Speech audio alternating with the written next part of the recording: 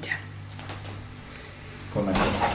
Con H. Ujú. Hipólito y Terámenes hablan en un decor barroco, en elegantes alejandrinos del siglo XVII, pero la mención de los dos personajes míticos introduce ahora la imaginación a nuevas sugerencias. Todo el efecto, pues, residiría en esos dos nombres, si el autor se limitase a una comunicación genéricamente sugestiva, pero que Racine, pero Racine está elaborando una forma, está predisponiendo un efecto estético. Es preciso que los dos hombres no se presenten bajo forma de comunicación casual, confiados simplemente a la fuerza de las sugerencias desordenadas que implican. Si la referencia genealógica debe establecer las coordenadas trágicas de lo que se devanará, la comunicación deberá imponerse al espectador de modo que la sugerencia actúe sin falla y que, una vez realizada, no se consuma en el juego de referencias a las que el oyente ha sido invitado. Es preciso que éste pueda volver cuando quiera y repetidas veces a la forma de la expresión propuesta para encontrar siempre en ella estímulo a nuevas sugerencias. Una versión como "ese hombre viene de Basora" produce un efecto la primera vez. Luego pasa al repertorio de lo ya aprendido.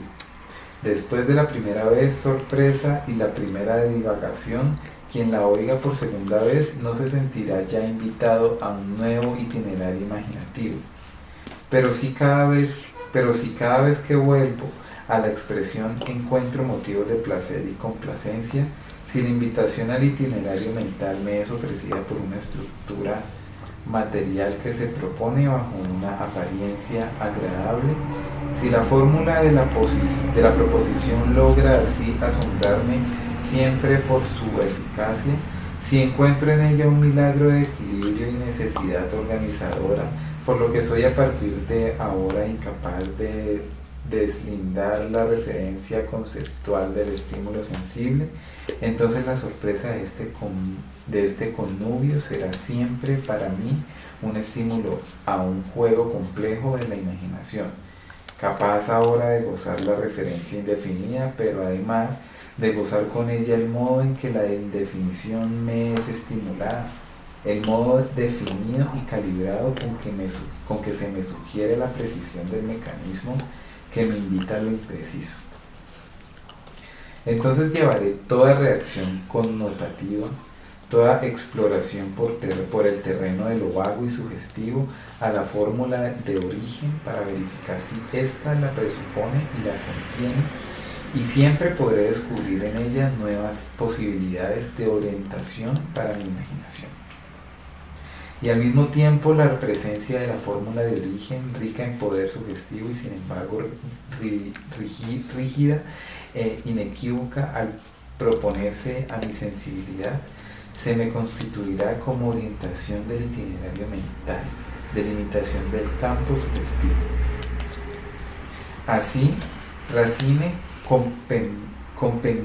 compendia su genealogía en un solo verso, en un alejandrino que lleva al máximo virtuosismo su carácter incisivo y su naturaleza simétrica, distribuyendo los dos nombres en las dos mitades del verso, ocupando la segunda con el nombre de la madre, capaz de una sugestión más profunda y atroz.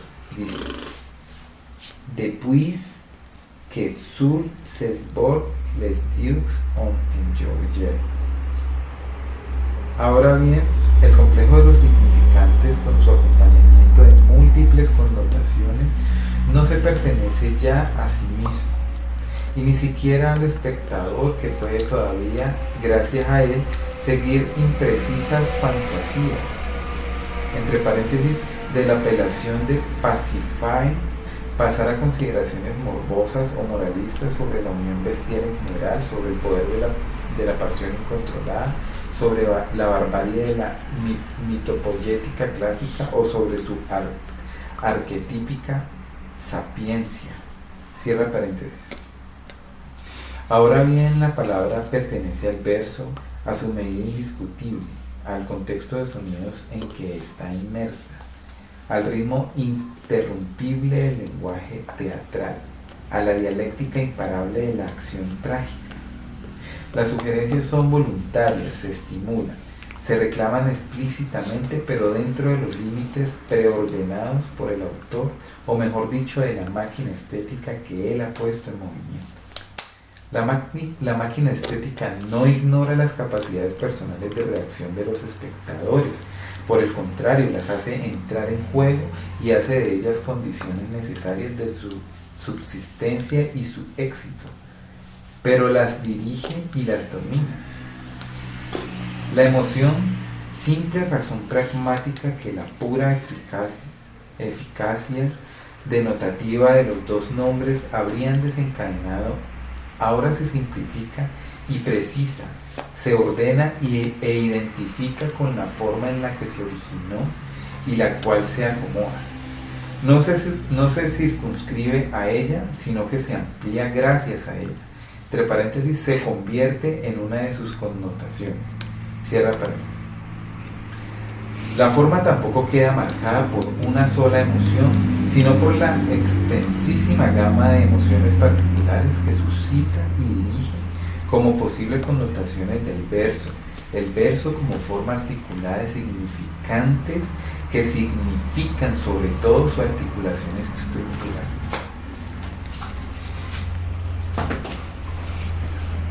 Título. Vamos un poquito más rápido. El estímulo estético. Acerca de este punto podemos observar que una bipartición del lenguaje en referencial y emotivo, si bien nos sirve como útil aproximación al tema del uso estético del lenguaje, no resuelve el problema. Hemos visto sobre todo que la diferencia entre referencial y emotivo no toca tanto a la estructura de la expresión cuanto a su uso, entre paréntesis, y por consiguiente la situación en que se pronuncia, cierre paréntesis. Hemos encontrado una serie de frases referenciales que, comunicadas a alguien en determinadas circunstancias, asumían valor emotivo. Y podríamos igualmente encontrar cierto número de expresiones emotivas que en ciertas situaciones asumen un valor referencial. Pensemos en ciertas indicaciones en una carretera como atención, que indican sin equívocos la proximidad de un paso a nivel y por lo tanto de un tramo de velocidad reducida y con prohibición de adelantamiento. En realidad, el uso de una expresión para un fin determinado, entre paréntesis, referencial o emotivo, cierra paréntesis, se vale siempre de ambas posibilidades comunicativas de la misma expresión y nos parece típico el caso de ciertas comunicaciones sugestivas en las que el hablo emotivo se establece precisamente porque el signo usado en cuanto ambiguo es recibido al mismo tiempo como referencia exacta de algo. El signo minos prevé el significado cultural mitológico a que el signo se refiere unívocamente y al mismo tiempo prevé la oleada de emociones que se asocia al recuerdo del personaje y la instintiva reacción a las mismas sugerencias fónicas que éste provoca, entre paréntesis, que están permeadas y entremezcladas con referencias confusas y no claramente codificadas, hipótesis sobre connotaciones arbitrarias, cierre paréntesis. Al llegar al umbral de la consecución estética nos damos cuenta de que la esteticidad no está de la parte del discurso emotivo más de cuanto lo esté en el discurso referencial. La teoría de la metáfora, por ejemplo, prevé un rico uso de referencias. El ejemplo estético del lenguaje, entre paréntesis, el lenguaje poético, cierra paréntesis, implica pues un uso emotivo de las referencias y un uso referencial de las emociones, porque la reacción sentimental se manifiesta como realización de un campo de significados connotados. Todo esto se obtiene a través de una identificación de significante y significado, de vehículo y tenor. En otros términos, el signo estético es el que Morris llama signo icónico, en el cual la referencia semántica no se agota en la referencia al denotatum, sino que se enriquece continuamente cada vez que es disfrutado, gozando su insustituible incorporación al material de que se estructura. El significado vuelve continuamente sobre el significante y se enriquece con nuevos ecos. Y todo esto no ocurre por un milagro inexplicable, sino por la misma naturaleza interactiva de la relación gnoseológica, como puede explicarse en términos psicológicos, es decir, entendiendo el signo lingüístico en términos de campo de estímulos. El estímulo estético aparece así, organizado de tal modo que frente a él el receptor no puede realizar la simple operación que le concede cualquier comunicación de uso puramente referencial: deslindar las componentes de la expresión para individuar su referente particular. En el estímulo estético el receptor no puede aislar un significante para referirlo unívocamente a su significado denotativo, debe captar el denotatum global. Todo signo que aparece coligado a otro y recibe de los otros su fisionomía completa denota vagamente. Todo significado que no puede ser aprendido sino es vinculado a otros significados debe ser percibido como ambiguo. En el campo de los estímulos estéticos, los signos aparecen vinculados por una necesidad que remite a costumbres arraigadas en la sensibilidad del receptor, entre paréntesis, que es lo que después se le llama gusto, una especie de código de sistematización histórica, cierra paréntesis, vinculados por la rima, por el metro, por convenciones proporcionales, por relaciones establecidas a través de referencia a lo real, a lo verosímil, al según la opinión o al según el hábito estilístico. Los estímulos se presentan en un todo que el usuario advierte que no puede romper. Le es por lo tanto imposible aislar las referencias y debe captar el reenvío complejo que la expresión le impone. Ello hace que el referente sea multiforme y unívoco y que la primera fase del proceso de comprensión deje al mismo tiempo saciados e insatisfechos por su misma variedad. De aquí que volvamos por segunda vez a la expresión originaria, ahora enriquecidos por un sistema de referencias complejas que inevitablemente han suscitado nuestro recuerdo de experiencias pasadas. El segundo acto de comprensión estará por consiguiente enriquecido por una serie de recuerdos que lo acompañan y que entran en acción con los significados provocados por el segundo contacto. Significados que a su vez serán ya inicialmente diferentes de los del primer contacto, porque la complejidad del estímulo permitirá automáticamente que la nueva recepción tenga un lugar siguiendo una perspectiva diversa, según nueva jerarquía de estímulos. El receptor, dirigiendo de nuevo la atención al complejo de estímulos, llevará ahora al primer plano signos que antes había considerado que había considerado de paso y viceversa. En el acto de transición en que se componen el basaje de recuerdos y el sistema de significados surgido en la segunda fase junto con el sistema de significados surgido de la primera, entre paréntesis, que interviene a título de recuerdo de armónico de la segunda fase de comprensión, cierra paréntesis, toma forma un significado más rico de la expresión original. Y cuanto más se complica la comprensión, tanto más el mensaje originario, tal como es constituido por la materia que lo realiza, en vez de agotarse, se renueva dispuesto a lecturas más profundas. Se produce ahora una verdadera reacción en cadena típica de aquella organización de estímulos que acostumbramos a señalar como forma. Esta reacción en teoría no puede detenerse y de hecho cesa cuando la forma deja de ser estimulante para el receptor, pero en este caso entra evidentemente en juego el relajamiento de la atención, una especie de hábito al estímulo por el cual por una parte los signos que la componen a fuerza de ser foco de la atención como un objeto que se mira demasiado o una palabra cuyo significado nos hayamos representado una y mil veces obsesivamente, generan una especie de saciedad y resultan obtusos, entre paréntesis, allá donde existe solo un embotamiento temporal de nuestra sensibilidad, cierra paréntesis. Y por otra parte, arrastrados por el mecanismo de la costumbre, los recuerdos que se unen en el acto de percepción, en vez de ser el producto fresco de la memoria excitada, se constituye como esquemas obtenidos de los recuerdos reunidos precedentemente. Se interrumpe así el proceso de fruición estética y la forma, tal como se considera, se resuelve en un esquema convencional en el que nuestra sensibilidad, demasiado tiempo provocada, quiere descansar. Es lo que nos ocurre cuando nos damos cuenta de que estamos escuchando y apreciando desde hace demasiados años un fragmento musical. Llega el momento en el cual el fragmento nos parece aún hermoso, pero solo porque nos hemos habituado a considerarlo como tal, y en realidad lo que ahora gozamos al escucharlo es el recuerdo de las emociones que hemos experimentado en otro tiempo. De hecho, no experimentamos ya ninguna emoción, y nuestra sensibilidad, que ha dejado de verse estimulada, no arrastra ya nuestra imaginación ni nuestra inteligencia a nuevas aventuras de comprensión. La forma para nosotros y por cierto periodo de tiempo se ha agotado. A menudo es necesario sanear la sensibilidad imponiéndole una larga cuarentena. Al dirigirnos al fragmento mucho tiempo después, nos redescubrimos de nuevo frescos y asombrados ante sus sugerencias.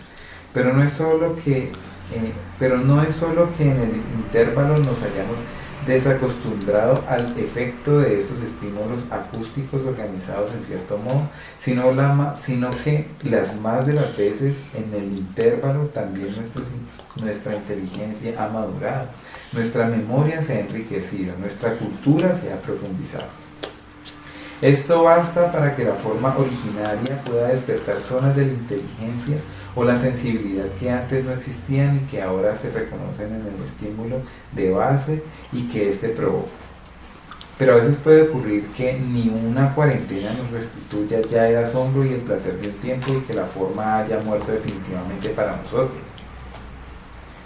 Y esto puede significar que nuestro crecimiento intelectual que se ha atrofiado, o bien que la obra como organización de estímulos se dirigía a un receptor distinto de nosotros, del que nosotros somos hoy, y con nosotros han cambiado también los demás receptores, señal pues de que la forma nacida en un ámbito cultural resulta de hecho inútil en otro ambiente, de que sus estímulos mantienen la capacidad de referencia y sugerencia para los hombres de otro periodo, mas ya no para nosotros. En este caso, somos los protagonistas de una aventura más amplia del gusto y de la cultura, y estamos experimentando una de esas pérdidas de la posibilidad de congeniar entre la obra y el usuario que a menudo caracterizan una época cultural y obligan a escribir los capítulos críticos que se llaman éxito de tal obra. En este caso, sería inexacto afirmar que la obra ha muerto, que los hijos de nuestro tiempo están muertos para la comprensión de la verdadera belleza.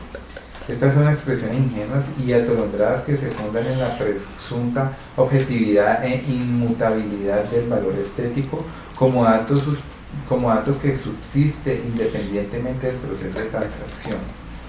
En realidad, para ese periodo dado de la historia de la humanidad, entre paréntesis, o de nuestra historia personal, entre paréntesis, se han bloqueado algunas posibilidades de transacción de la comprensión.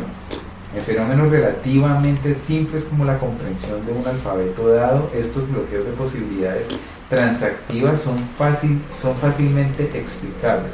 Nosotros no tenemos hoy la lengua etrusca porque hemos perdido la clave de su alfabeto, la tablilla de comparación que nos permitió descubrir la clave de los jeroglíficos egipcios. En cambio, en fenómenos complejos como la comprensión de una forma estética en la que entran en acción factores materiales y convenciones semánticas, referencias lingüísticas y culturales, actitudes de la sensibilidad y decisiones de la inteligencia, las razones son mucho más complejas, tanto que comúnmente se acepta la imposibilidad de adaptación como un fenómeno misterioso, o bien se trata de negarla a través de capciosos análisis críticos que pretenden demostrar la absoluta e intemporal validez de la incomprensión, entre paréntesis, como hizo Bettinelli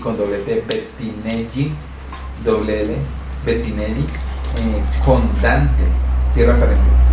En realidad se trata de fenómenos estéticos que la estética, entre guiones, aunque puede establecer en general sus posibilidades, cierra guiones, no puede explicar en particular. Es una tarea que corresponde a la psicología, a la antropología, a la economía y a otras ciencias que estudian precisamente las transformaciones que tienen lugar en el interior de las diversas culturas. Toda esta disertación nos ha permitido aclarar que la impresión de profundidad siempre nueva, de totalidad inclusiva, de apertura, que nos parece reconocer siempre en toda obra de arte, se funda en la doble naturaleza de la organización comunicativa de una forma estética y en la típica naturaleza de transacción del proceso de comprensión. La impresión de apertura y totalidad no está en el estímulo objetivo, que está de por sí materialmente determinado, ni en el sujeto, que de por sí está dispuesto a todas las aperturas y a ninguna, sino en la relación cognitiva en el curso de la cual se realizan aperturas provocadas y dirigidas por los estímulos organizados de acuerdo con una intención estética. Título: el valor estético y las dos aperturas. La apertura es, por consiguiente, bajo este aspecto, la condición de todo goce estético y toda forma susceptible de goce, en cuanto dotada de valor estético, es abierta. Lo es, como se ha visto, aun cuando el artista tienda a una comunicación unívoca y no ambigua. La búsqueda en las obras abiertas contemporáneamente ha sacado, sin embargo, a colación en cierto tipo de poética una intención de apertura explícita y llevada a su límite extremo. De una apertura que no se basa solo en la naturaleza característica del resultado estético, sino en los elementos mismos que entran a componerse en resultado estético. En otras palabras, el hecho de que una frase del Finnegans, F-I-N-N-E-G-A-N-S, aparte W-A-K-E, asuma una infinidad de significados, no se explica en términos de logro estético como ocurría en el caso del verso de Racine. Joyce tendía a algo más y distinto: organizar estéticamente un aparato de significantes que ya por sí mismo era abierto y ambiguo. Y por otra parte, la ambigüedad de los signos no puede separarse de su organización estética, sino que por el contrario, los dos valores se sostienen y se motivan el uno al otro. El problema se hará más claro parangonando dos fragmentos, uno de la Divina Comedia y otro del Finnegans Wake. En el primero, Dante quiere explicar la naturaleza de la Santísima Trinidad, comunicar por consiguiente el concepto más alto y más arduo de todo su poema, un concepto que por lo demás ya ha sido aclarado en una forma bastante unívoca por la especulación teológica, sujeto pues, por lo menos según la ideología dantesca, a una sola interpretación, que es la ortodoxa. El poeta, por lo tanto, usa palabras cada una de las cuales tiene un referente preciso determinado y escribe: «Oh luz eterna, che sole intesili, sola tende». Como hemos dicho, la idea de la Trinidad se explica de modo unívoco en la teología católica, y no son posibles interpretaciones distintas del concepto. Dante acepta una y solo una interpretación, y solo una propone. Sin embargo, planteando el concepto en una fórmula absolutamente original, ligando las ideas expresadas al material fónico y rítmico de modo que éste manifieste no solo el concepto en cuestión, sino el sentimiento de gozosa contemplación que acompaña su comprensión, entre paréntesis, hasta el punto que en él se infunden valores de referencia y valores emotivos en una forma física ya indisociable, cierra paréntesis, hace que la noción teológica se asocie al modo en que se expone en tal medida que a partir de este momento será imposible recordar de ella una formulación más eficaz y ceñida. Recíprocamente, cada vez que se relee el tercero, la idea del misterio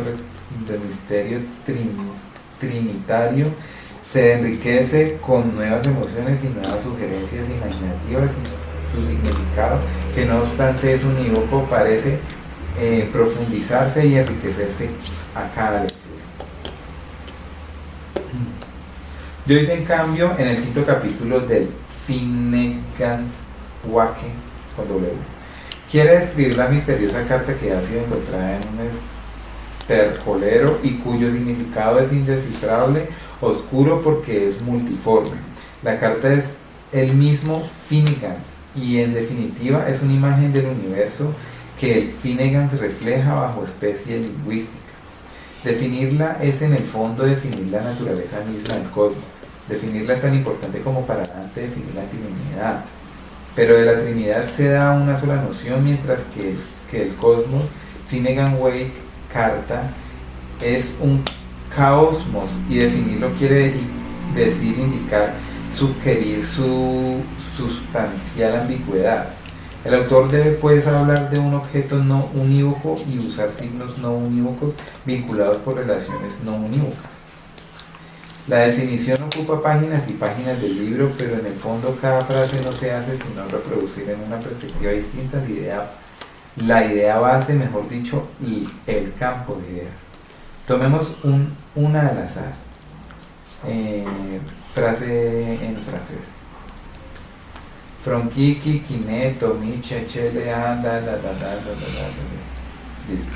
Lo caótico, lo polivalente, la posibilidad de ser interpretado de mil modos de este caosmos escrito en todos los idiomas, su reflexión de toda la historia, quinet, michele, pero bajo de la forma del ciclo vicchiano, entre paréntesis, Jambe Batiste, con J, Jambe Batiste, ambas con B larga.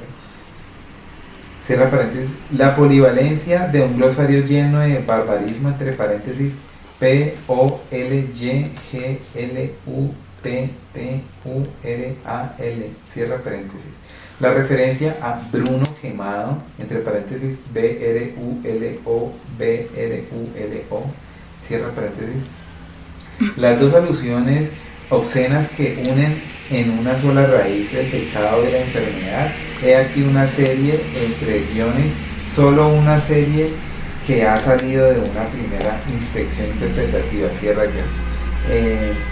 De sugerencias que derivan de la ambigüedad misma de las raíces semánticas y el desorden de la construcción sintáctica. Este conjunto de direcciones semánticas sugeridas no determinan aún el valor estético, y sin embargo es precisamente la multiplicidad de los étimos la que provoca la audacia y la riqueza sugestiva de los fonemas. Incluso a menudo se sugiere un nuevo étimo por la relación entre dos sonidos, de modo que el material auditivo y el repertorio de referencias se funden de una manera indisociable. Por lo tanto, la voluntad de comunicar de un modo ambiguo y abierto influye sobre la organización total del discurso, determinando su plenitud sonora, su capacidad de provocación imaginativa y la organización formal que este material sufre en un calibrarse de relaciones sonoras y rítmicas. Reverbera en el juego de las referencias y de las sugerencias, enriqueciéndolo y permitiendo una afirmación orgánica, de modo que ya ni la raíz etimológica más pequeña puede eliminarse del conjunto. Lo que ocurre en el tercero de Dante y en la frase de Joyce es el fondo un procedimiento análogo a los fines de una definición de la estructura del efecto estético. Un conjunto dado de significados denotativos y connotativos se funde con valores físicos para constituir una forma orgánica. Ambas formas, si se miran bajo su aspecto estético, se revelan abiertas en cuanto estímulo a un goce siempre renovado y cada vez más profundo. Sin embargo, en el caso de Dante se goza de un modo siempre nuevo la comunicación de un mensaje unívoco. En el caso de Joyce, el autor quiere que se goce de un modo siempre diverso un mensaje que de por sí, entre paréntesis, y gracias a la forma que ha realizado, cierra paréntesis, es plurívoco. Aquí se añade a la riqueza típica del goce estético una nueva forma de riqueza que el autor moderno se propone como valor a realizar. El valor que el arte contemporáneo persigue intencionalmente, que se ha tratado de identificar en Joyce, es el mismo que intenta realizar la música serial, liberando al que escucha de los niveles obligados de la tonalidad y multiplicando los parámetros sobre los cuales se organiza y se gusta el material sonoro. Es lo que persigue la pintura informal cuando trata de proponer no ya una, sino varias orientaciones en la lectura de un cuadro. Es la finalidad de una novela cuando no nos narra ya solo asunto y una sola trama, sino que trata de llevarnos en un solo libro a la identificación de varios asuntos y varias tramas.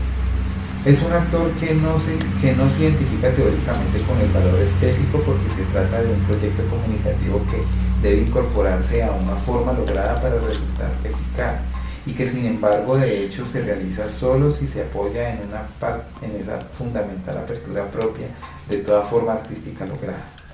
Y a la inversa, este valor cuando se persigue y se realiza caracteriza las formas que lo realizan de tal modo que su plasmación estética no puede ya ser gozada, valorada y explicada sino haciendo referencia a él. Entre paréntesis, en otros términos, no puede apreciarse una composición tonal sino valorando el hecho de que ella quiere realizar una especie de apertura respecto de las relaciones de la gramática tonal y es válida solo si lo logra absolutamente.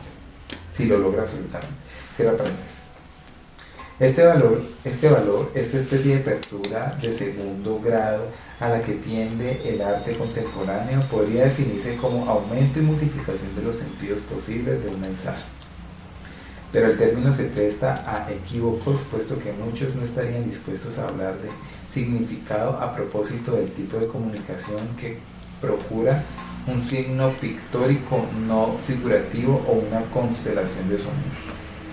Definiremos pues esta especie de apertura como un aumento de información, pero tal definición lleva nuestra investigación a otro plano y nos obligará a establecer las posibilidades del empleo en el campo estético de una teoría de la información. Fin.